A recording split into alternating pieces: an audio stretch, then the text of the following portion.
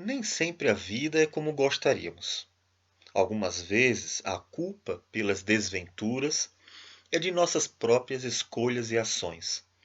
Então, colhemos aquilo que plantamos. Outras vezes não. Os dias maus nos sobrevêm por diversas outras razões que muitas vezes nem mesmo podem ser explicadas. De um modo ou de outro, problemas, tribulações e desventuras aparecem diversas vezes no decurso da vida de uma pessoa. Podemos afirmar com certeza que não há ser humano que não tenha dias maus, ainda que esses dias maus possam ser uma crise existencial ou uma luta consigo mesmo. Isso se dá por causa do pecado, que contaminou não apenas toda a raça humana, como também todo o universo. Se um dia alguém dissesse que um meteoro colidiria com a Terra, não deveríamos considerar impossível. Afinal, estamos vivendo em uma criação que está sujeita à vaidade, presa no cativeiro da corrupção, e que a um só tempo geme e suporta angústias até agora, como nos diz o apóstolo Paulo em Romanos 8, versículos 20, 21 e 22. Leiamos o texto de hoje em Daniel, capítulo número 1, versículos de 1 a 21, que diz: No ano terceiro do reinado de Jeoaquim, rei de Judá, veio Nabucodonosor, rei da Babilônia, a Jerusalém e a sitiou. O Senhor lhe entregou nas mãos a Jeoaquim, rei de Judá, e alguns dos utensílios da casa de Deus. A estes levou-os para a terra de Sinar, para a casa do seu Deus, e os pôs na casa do tesouro do seu Deus. Disse o rei a Aspenaz, chefe dos seus eunucos, que trouxessem algum dos filhos de Israel, tanto da linhagem real como dos nobres. Jovens sem nenhum defeito, de boa aparência, instruídos em toda a sabedoria, doutos em ciência, versados no conhecimento e que fossem competentes para assistirem no palácio do rei e lhes ensinassem a cultura e a língua dos caldeus. Determinou-lhes o rei a ração diária, das finas iguarias da mesa real e do vinho que ele bebia, e que assim fossem mantidos por 3 anos, ao cabo dos quais assistiriam diante do rei. Entre eles se achavam dos filhos de Judá Daniel, Ananias, Misael e Azarias. O chefe dos eunucos lhes pôs outros nomes, a saber, a Daniel o de Beltesazar, a Ananias o de Sadraque, a Misael o de Mesaque e a Azarias o de Abed-nego. Resolveu Daniel firmemente não contaminar-se com as finas iguarias do rei, nem com o vinho que ele bebia. Então pediu ao chefe dos eunucos que lhe permitisse não contaminar-se. Ora, Deus concedeu a Daniel misericórdia e compreensão da parte do chefe dos eunucos. Disse o chefe dos eunucos a Daniel: Tenho medo do meu senhor o rei, que determinou a vossa comida e a vossa bebida. Por que, pois, veria ele o vosso rosto mais abatido do que os dos outros jovens da vossa idade? Assim poríeis em perigo a minha cabeça para com o rei. Então disse Daniel ao cozinheiro-chefe, a quem o chefe dos eunucos havia encarregado de cuidar de Daniel, Ananias, Misael e Azarias: Experimenta, peço-te, os teus servos 10 dias, e que se nos deem legumes a comer e água a beber. Então se veja diante de ti a nossa aparência e a dos jovens que comem das finas iguarias do rei. E segundo vires, age com os teus servos. Ele atendeu e os experimentou 10 dias. E no fim dos 10 dias, a sua aparência era melhor e estavam eles mais robustos do que todos os jovens que comiam das finas iguarias do rei. Com isto, o cozinheiro-chefe tirou deles as finas iguarias e o vinho que deviam beber e lhes dava legumes. Ora, a estes 4 jovens Deus deu o conhecimento e a inteligência em toda a cultura e sabedoria, mas a Daniel deu inteligência de todas as visões e sonhos. Vencido o tempo determinado pelo rei para que os trouxessem, o chefe dos eunucos os trouxe à presença de Nabucodonosor. Então o rei falou com eles, e entre todos não foram achados outros como Daniel, Ananias, Misael e Azarias. Por isso passaram a assistir diante do rei. Em toda matéria de sabedoria e de inteligência, sobre que o rei lhes fez perguntas, os achou 10 vezes mais doutos do que todos os magos e encantadores que havia em todo o seu reino. Daniel continuou até ao 1º ano do rei Ciro. O mau dia chegou também para Daniel e seus 3 amigos, Ananias, Misael e Azarias. Não foi sem causa, nem é de difícil explicação, a queda de Judá diante do Império Babilônico. Os profetas Isaías, Oséias, Joel, Amós, Miqueias, Sofonias e, por último, Jeremias haviam profetizado a queda de Judá por causa de seus muitos pecados. Mesmo assim, o povo, que teve aproximadamente 200 anos para refletir, se arrepender de seus pecados e mudar seu comportamento diante do Senhor, ignorou as muitas advertências recebidas da parte de Deus, até que chegou o grande dia do castigo divino. Portanto, a investida da Babilônia contra Judá e sua inevitável vitória sobre o povo de Deus faziam parte do plano do Santo de Israel. Sim, o Senhor entregou o seu próprio povo para uma nação pagã, a fim de castigá-lo severamente, pois Israel desprezara seu Deus por várias gerações. E o nome do Senhor estava sendo blasfemado entre os gentios por causa deles, como nos diz Isaías, capítulo 52, versículo 5. Todavia, é fundamental que destaquemos o fato de que o Senhor faz precisa distinção entre os justos e os injustos. Daniel, Ananias, Misael e Azarias eram tão judeus quanto os demais que foram mortos na Judéia. Eles viram o dia da tribulação sobrevir a seu povo e também foram deportados para o cativeiro da Babilônia, como muitos outros. Porém, não foram tratados por Deus como ímpios ou rebeldes, pois o Senhor, que conhece o coração de todos os homens, distingue para si o piedoso, como nos diz o Salmo 4, versículo 3. E bem sabia que aqueles jovens eram tementes ao Senhor. O olhar de Deus para o homem não é superficial. Ele nos vê por dentro e nos conhece como realmente somos, nos diz o Salmo 139. Não apenas como mais um no meio da multidão, como costumamos olhar para as pessoas em geral. Por isso, mesmo que a nação inteira viesse a pagar pelos pecados da maioria, o Senhor trataria com distinção os que fossem realmente justos a seus olhos. Esse fato é muito importante e o livro de Daniel destaca isso, para que os verdadeiros homens e mulheres de Deus não venham a sucumbir ao desânimo de uma vida sem esperança, como se Deus não distinguisse para si aqueles que verdadeiramente o amam e o temem. Deus sempre distingue para si os justos. Nesse momento, vale salientar que não estamos tratando sobre a depravação total, como nos diz Romanos 3, versículos de 10 a 18, mas especificamente sobre um modo de viver temente a Deus.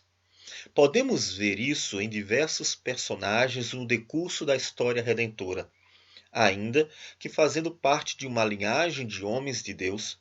Gênesis 5 nos conta que o Senhor tomou para si um homem especial, Enoque.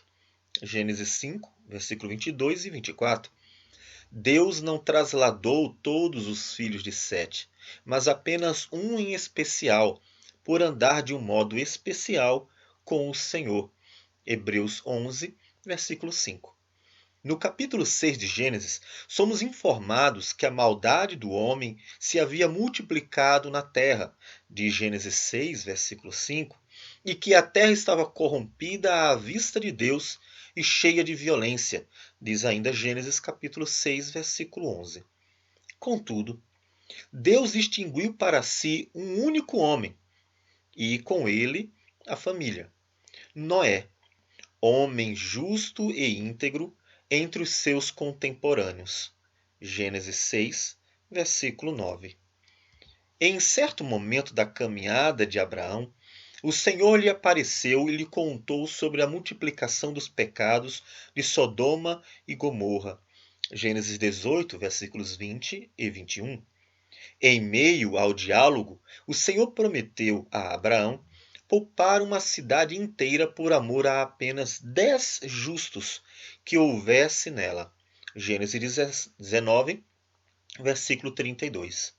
E como se não bastasse toda essa manifestação de misericórdia, quando os anjos foram a Sodoma e encontraram a Ló, homem justo, o arrastaram para fora da cidade, a fim de que não morresse junto aos demais. Gênesis 19, versículos 16 a 22. Deus distinguiu para si um homem justo no meio de uma cidade completamente pervertida. E o mesmo acontece em toda a história redentora, em que vários personagens serão distinguidos dos demais de sua geração. Essa comum distinção deve nos remeter para Cristo, distinguido dentre todos os homens, o único verdadeiramente justo de toda a humanidade, do qual o Senhor aceitou o perfeito sacrifício em favor dos que creem, como nos diz João 3,16.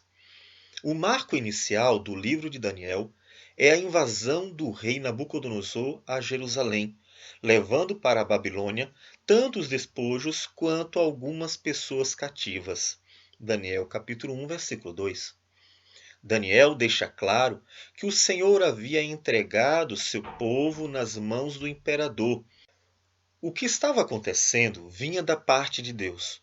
Portanto, era sua perfeita vontade sendo manifesta na vida de seu povo com um propósito determinado: purificar seu povo e glorificar seu nome em toda a terra.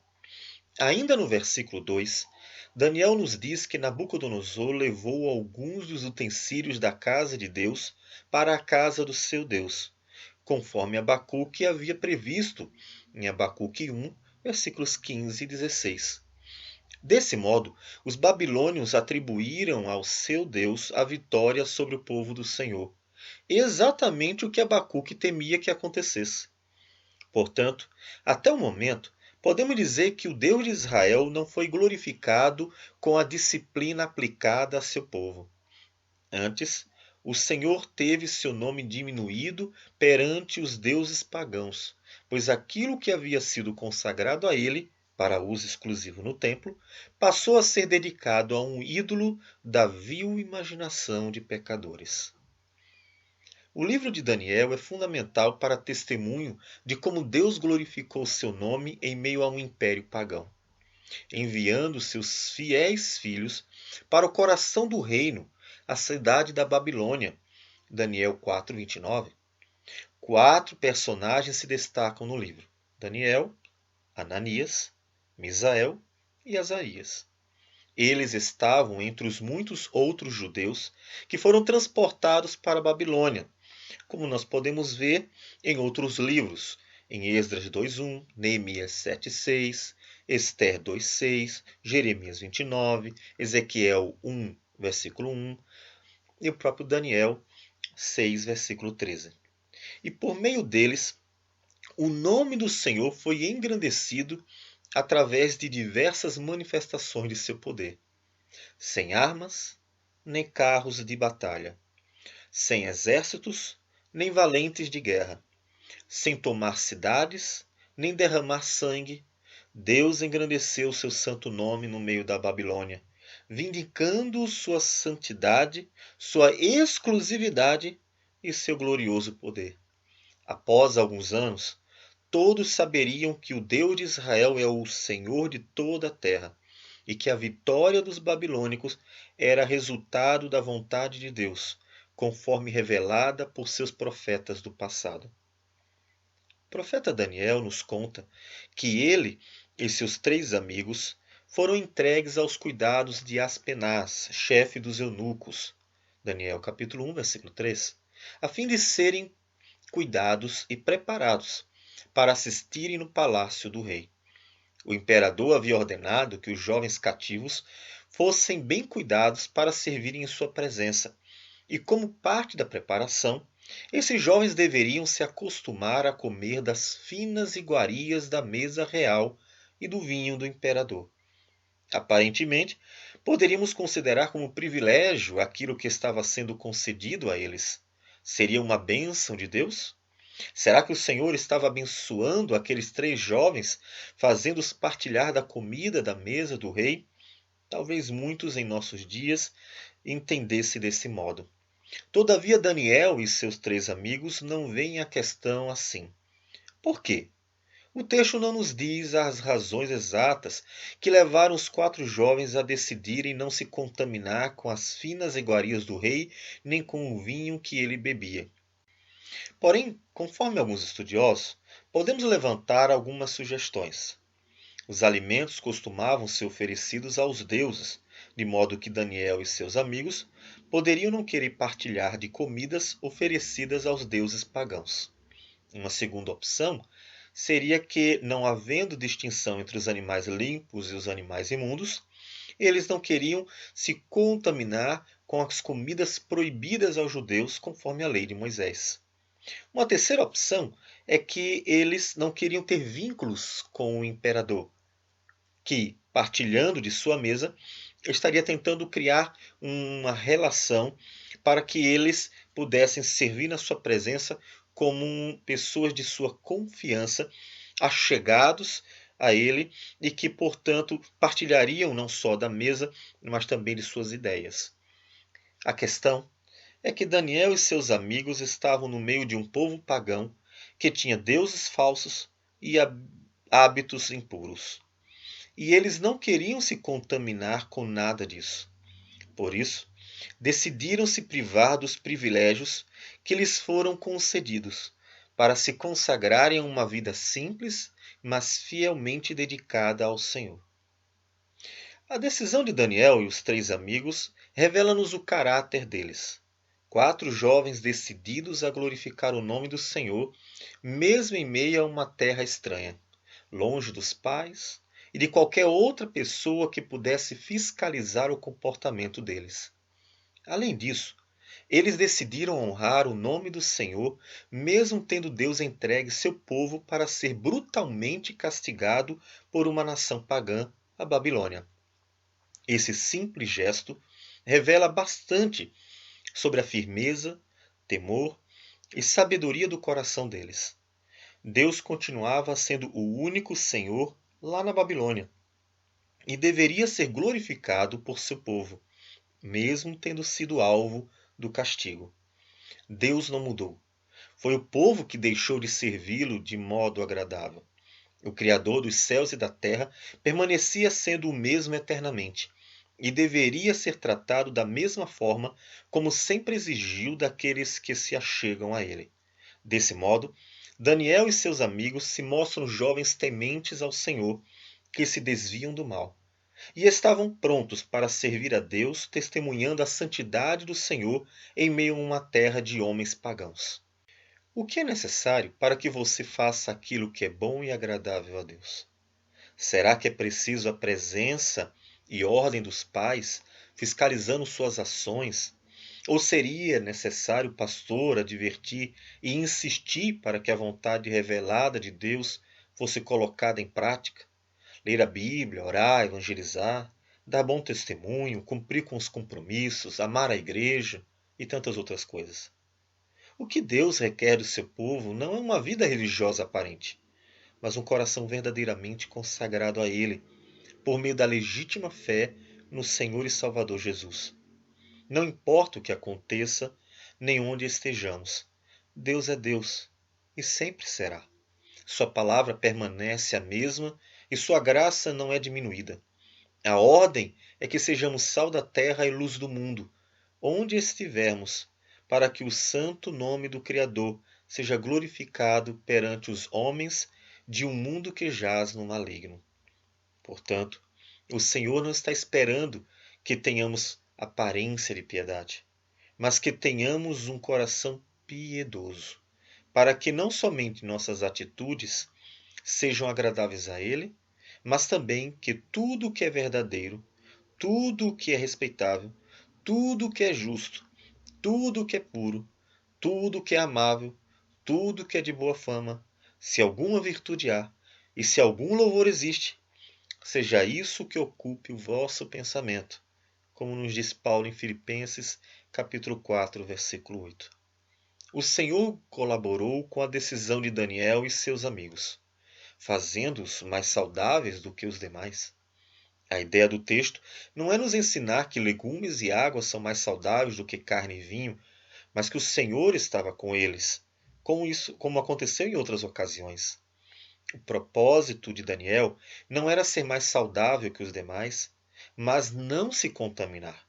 Portanto, devemos entender a saúde deles não apenas como um resultado de alimentos saudáveis, mas como o agir do Senhor aprovando a atitude deles, a fim de que dessem bom testemunho da santidade do Senhor, que separou seu povo dentre todos os povos da terra, para que fosse um povo santo ao nosso Deus.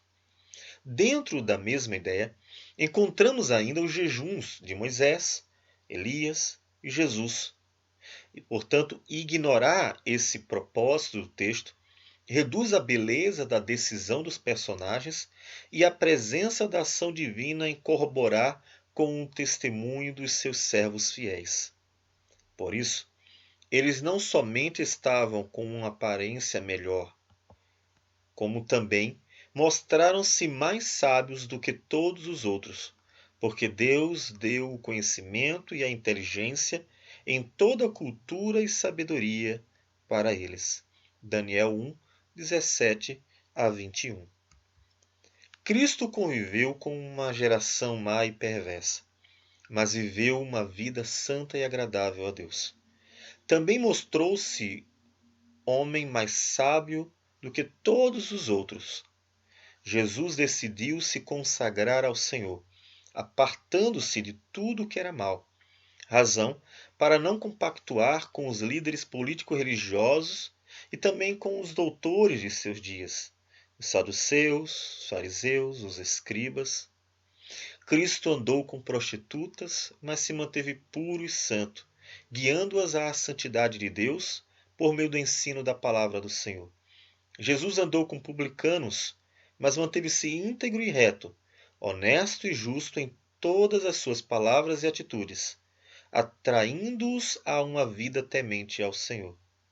Desse modo, Cristo foi sal da terra e luz do mundo, em sua geração, e atraiu todos ao Pai, chamando-os ao arrependimento e mudança de vida. E tendo vencido o pecado, a morte e o diabo por nós, Jesus nos deu de seu Espírito Santo para nos capacitar a viver uma vida santa e agradável ao Senhor, assim como ele viveu. Por essa razão, todas as cartas do Novo Testamento possuem uma aplicação prática da fé cristã, chamando a Igreja a uma vida piedosa. Você já tomou a decisão de viver uma vida separada para Deus? Ser cristão é ter sido comprado pelo precioso sangue do Cordeiro, a fim de pertencer total e exclusivamente a Deus. É desse modo que o cristão glorifica a Deus em um mundo que jaz no maligno. Os desafios que surgem concedem ao cristão a oportunidade de dar firme testemunho do operar do Senhor tanto dentro quanto fora da igreja, preservando seu povo e qualificando a noiva do Cordeiro até o dia em que o Senhor Jesus voltará. Então, siga o exemplo de Daniel e seja firme na decisão de glorificar a Deus, não se misturando com as obras malignas do mundo.